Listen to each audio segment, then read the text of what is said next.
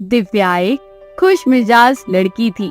दिव्या की शादी की चिंता अब अक्सर उसके माँ बाप को सताया करती थी, क्योंकि दिव्या को शादी ही नहीं करनी थी और बढ़ती उम्र को देखकर माँ बाप आए दिन दिव्या को शादी के लिए परेशान किया करते।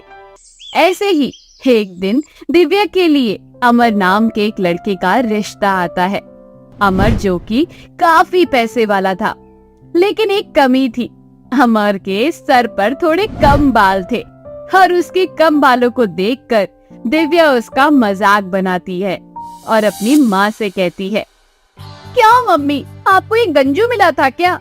अगर शादी करने का इतना ही भूत सवार हो गया है, तो कम से कम अच्छा लड़का तो ढूंढ कर लाओ। ये गंजा उठा कर ले आए। मुझे ना गंजे लोग बिल्कुल पसंद नहीं आते। अगर मैं किसी गंजे से शादी करूंगी ना, तो मेरी बड़ी बेइज्जती होगी। लोग मेरा मजाक बनाएंगे। आपने मेरे बाल देखे हैं, कितने लंबे और घने हैं। लोगों की कमी मत देखा कर। हरे लड़का बहुत ही ज्यादा पढ़ा लिखा है, हर अच्छा खासा बिजनेस है। इसके बाल से तेरा पेट भरेगा क्या? खासियत देखनी है तो अच्छे तरीके से देख। ये बाल, नाक, आँख देखकर क्या साबित करना चाहती है? हाँ तो मेरी भी बात ना आप कान खोल कर सुन लो।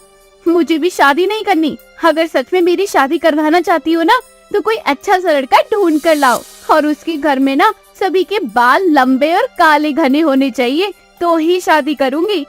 अजीब है, कैसी जिद है। पति तक तो फिर भी ठीक है, अब पूरे ससुराल वालों के बाल काले घने होने चाहिए। ये सब हमारे हाथ में थोड़ी ना है। मुझे नहीं पता माँ, शादी करूंगी तो ऐसे घर में, वरना नहीं करूंगी। अब देख लो आप कैसे मेरी शादी करवाओगे। कहीं ऐसा ना हो कि पूरा ससुराल ही गंजा मिल जाए तुझे। अक्सर यही होता है कि हम जो चाहते हैं ना, वह हमें नहीं मिलता है। दिव्या अक्सर बालों के चक्कर में पता नहीं कितने रिश्तों को मना कर चुकी थी। उसकी इस हरकत से उसकी माँ बहुत ही ज्यादा परेशान हो चुकी थी, लेकिन फिर भी माँ बाप अक्सर अपने बच्चों के लिए अच्छा ही करते हैं। ऐसे ही कुछ दिन बीत जाते हैं और दिव्या के लिए एक विपुल नाम के लड़के का बहुत ही अच्छा रिश्ता आता है। दिव्या को विपुल और उसकी पूरी फैमिली पसंद आ जाती है। दरअसल विपुल की फैमिली में सभी के बाल काले और लंबे घने थे। ये देखकर दिव्या बहुत खुश हो जाती है। कुछ समय बाद विपुल और दिव्या की बड़ी ही धूमधाम से शादी हो जाती है। शादी के बाद सब कुछ अच्छे से चल रहा था। ऐसे ही एक दिन दिव्या की सास अंजलि दिव्या से बोलती है, अरे दिव्या बहू, घर का अच्छे से काम कर लेना। दरअसल हम शाम को मंदिर जाएंगे। आज शाम को मंदिर में बहुत बड़ी आरती होने वाली है। हर शादी के बाद हम पहली बार तुझे उस मंदिर में ले जा रहे हैं, इसलिए जल्दी जल्दी घर का काम पूरा कर लेना। माँ जी, आप बिल्कुल भी टेंशन मत लो, मैं घर का सारा काम समय में कर दूंगी। ऐसे ही शाम को दिव्या की पूरी फैमिली, दिव्या की सास, दिव्या का पति और दिव्या की ननद विनीता, सभी लोग तैयार होकर कार में बैठकर मंदिर के लिए चले जाते हैं। घर आते आते काफी समय हो जाता है। अचानक से रास्ते में मौसम खराब हो जाता है और मौसम के खराब चलते उनकी गाड़ी भी खराब हो जाती है। जोर जोर से आंधी चल रही थी, जिस वजह से वे सभी लोग कार से बाहर आकर यहाँ वहाँ कैब का इंतजार कर रहे थे। आंधी बहुत ज्यादा तेज थी, जिस कारण दिव्या के ससुराल वालों के सर पर जो नकली बाल थे, वे अचानक से उड़ जाते हैं। ये देखकर दिव्या हैरान हो जाती है कि उसकी सास, पति और नंद सभी लोग गंजे हैं। पूरे ससुराल ही गंजा था। तभी दिव्या उनसे बोलती है, हे भगवान, इतना बड़ा धोखा, आप सभी लोग गंजे हैं और ये बात आप लोगों ने मुझसे छुपाई क्यों? झूठ बोलकर मुझसे शादी क्यों की? मेरी जिंदगी बर्बाद करके आप लोगों को क्या ही मिल गया?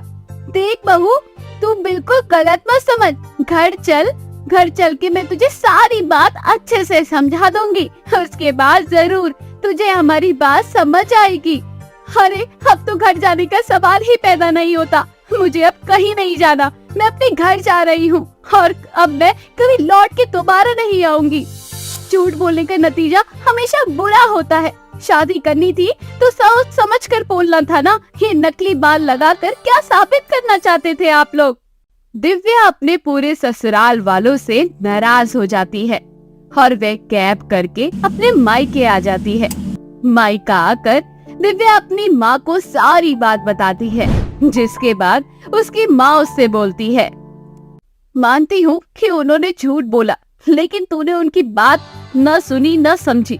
आखिर ऐसा क्या कारण था जिस वजह से उन्होंने तुझसे इतनी बड़ी बात छुपाई और तू अपने ससुराल को यानी कि अपनी फैमिली को सिर्फ एक बाल न होने की वजह से छोड़ कर आई है?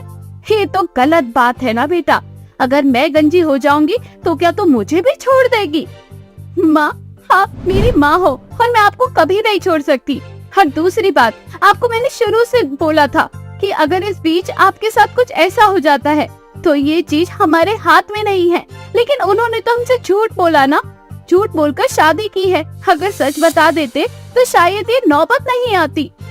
अब तू खुद सोच, उनके गंजेपन से तो उन्हें छोड़कर यहाँ आ गई। उनका गंजापन देखकर कोई भी उनसे शादी करने के लिए तैयार हो रहा होगा। सिचुएशन को समझने की कोशिश कर। एक रिश्ता जोड़ने के लिए थोड़ा बहुत झूठ बोलना पड़ता है। और मेरी बात मान तो अपने ससुराल वापस चली जा। नहीं माँ, मैं दोबारा वापस नहीं जाऊंगी, चाहे कुछ भी हो जाए। दिव्या बहुत ज्यादा नाराज हो चुकी थी। वह अपने ससुराल वापस नहीं जाना चाहती थी कि ससुराल वाले उसे बार बार फोन करते हैं, लेकिन वे उनका फोन नहीं उठा रही थी। ऐसे ही एक दिन दिव्या की पूरी फैमिली उसके मायके आती है और मायके आने के बाद दिव्या की सास उससे माफी मांगते हुए बोलती है, तुम्हें अपनी पूरी फैमिली के सर के बाल की आहुति देनी पड़ेगी। बालों में कुछ दोष होने के कारण तुम्हारे घर में कुछ भी अच्छा नहीं हो रहा है। जैसे ही तुम बालों की आहुति दोगी, उसके कुछ ही समय बाद तुम्हारे बेटे का रिश्ता लग जाएगा और शादी भी हो जाएगी। शादी होने के बाद तुम्हें एक बार अपनी बहू को इस मंदिर में लेकर आना होगा। उसके बाद सब कुछ अच्छा होगा। बस यही कारण था कि हम सब गंजे हो गए और सर पर नकली बाल लगाकर हमें समाज का सामना करना पड़ रहा था। और शादी होने के बाद मैं तुझे मंदिर लेकर गई और उसी दिन हमारा राज खुल गया। सारी बातें सुनने के बाद दिव्या को बहुत शर्मिंदगी महसूस होती है और वे अपनी सास से माफी मांगती है, जिसके बाद दिव्या अपनी सास के साथ अपने ससुराल वापस चली जाती है।